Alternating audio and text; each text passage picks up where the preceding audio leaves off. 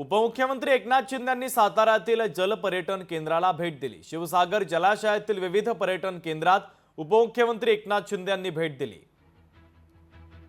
तर याचा सविस्तर आढावा घेतला आमचे प्रतिनिधी इम्तियाज मुजावर यांनी। पाहूया।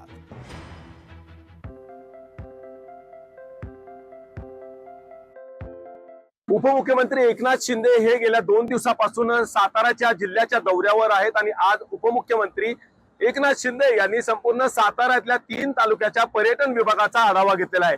आता सध्या कोयना जलाशयामध्ये शिवसागर जलाशयात उपमुख्यमंत्री एकनाथ शिंदे आपण पाहतोय की थेट दृश्य आहेत। एकनाथ शिंदे आता मुनावळे बोट क्लबच्या त्या ठिकाणी सुरू गेलेले आहेत आणि मुनावळे बोट क्लबचा या ठिकाणी शुभारंभ झालेला आहे। त्या बोट क्लबच्या बरोबर वॉटर स्पोर्ट्स अशा विविध या जलाशयामध्ये जलक्रीडा या ठिकाणी घेतल्या गेलेल्या आहेत आणि यामध्येच एकनाथ शिंदे हे प्रत्यक्ष आज पाहणी करण्यासाठी गेलेले आहेत। आढावा बैठकीमध्ये सातारा जिल्ह्यातल्या महाबळेश्वर त्याचबरोबर कोयना, पाटण, पाचगणी या परिसरातील पर्यटन मोठ्या प्रमाणात डेव्हलप करण्याच्या दृष्टिकोनातून त्यांनी आज बैठक घेतलेली आहे आणि त्या बैठकीमध्ये निर्णय देखील करण्यात आलेला आहे। प्रशासकीय अधिकाऱ्यांना देखील त्या ठिकाणी भेटून महाबळेश्वर बरोबर त्याचबरोबर कोयना विभागातील वॉटर स्पोर्ट हे देखील करण्यात आलेलं आहे।